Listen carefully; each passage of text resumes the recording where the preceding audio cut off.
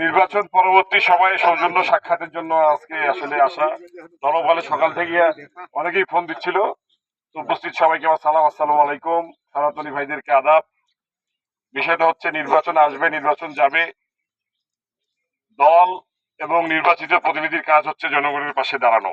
হ্যাঁ, এখন আমরা এত বেশি প্রতিহিংসার রাজনীতিতে জড়াই গেছি যে নির্বাচনের সময়ও জনগণের মধ্যে ঝগড়া লাগাই দেই, নির্বাচনের পরেও নিজের খেয়া ঝগড়া করি, মাথা ফাটাই। এখন আবার কিছু ব্যাপার আছে, পিপিলিকার পাখা গজায় মরিবার তরে, আর ওই যে অল্প পানির মাছ বেশি থাপে।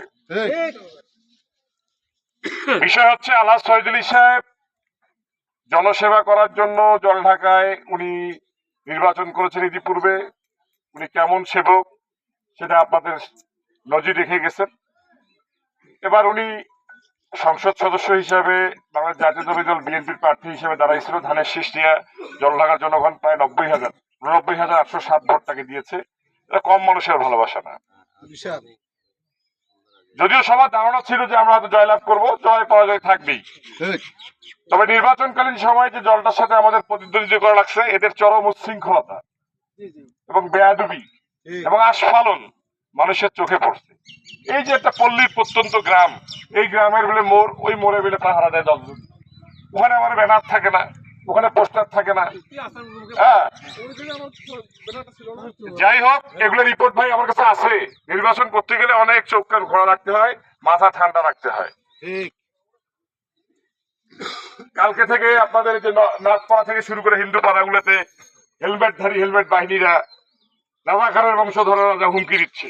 মনে হয় সনাতনীদের কোনো গার্জিয়ান নেই, এদের মা বাপ নাই। আরে আপনাদের দায়িত্ব আলহাজ শহীদুল সাহেব নিছে। আপনাদের একটা লোক হাত দিয়ে দাঁড়িয়ে দেখুন, ও সনাতনী মা বোন ভাই বোনদেরকে যদি কেউ টিস করে, কেউ তাদের দিকে আঙ্গুল তুলে, তাদের আঙ্গুল ভাঙি ফেলা হবে, হাত তুললে হাত ভাঙি ফেলা হবে। রাজাকারের বাংলাদেশ শেষ, এখন তারেক রহমানের বাংলাদেশ। এটা কি আপনারা জানেন না? রাজাকার আলবদর আল শামস আপনারা জানেন নাকি আগামীকাল থেকে তারেক রহমান বাংলাদেশের প্রধানমন্ত্রী?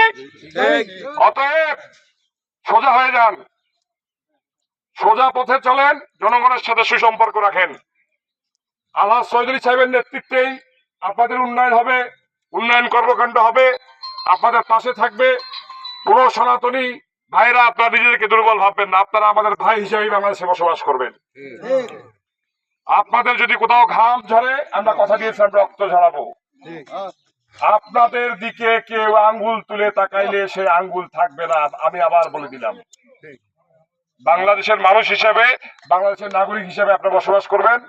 এরকম একটা গ্রাম অঞ্চলেও যদি এরকম দুঃসাহস করার সাহস পায়, তাহলে অন্য জায়গায় কি করতেছে আপনারা বুঝতে পারতেছেন। এদেরকে দাঁত ভাঙা জবাব দেওয়া হবে, তবে কেউ আইন নিজের হাতে তুলে নেবেন না। আমাদের দলের চেয়ারম্যান বলেছে দুষ্কৃতিকারীদেরকে আইনের আওতায় নিয়ে আসা হবে। আপনারা দয়া করে কেউ আইন নিজের হাতে তুলে নেবেন না। সবাইকে অসংখ্য ধন্যবাদ। আপনারা একদম বাক্স ভর্তি করে ভোট দিচ্ছেন, সেই জন্য আলহাজ শহীদুল সাহেবের পক্ষ থেকে আপনার কৃতজ্ঞতা জানাচ্ছি এই 9 নম্বর ওয়ার্ডবাসীকে, এবং সবার সুস্বাস্থ্য কামনা করে আমি গোল্লায় যাবো। আপনাদের কাছ থেকে বিদায় নিচ্ছি। সবাইকে আমার সালাম, আসসালামু আলাইকুম এবং আদাব।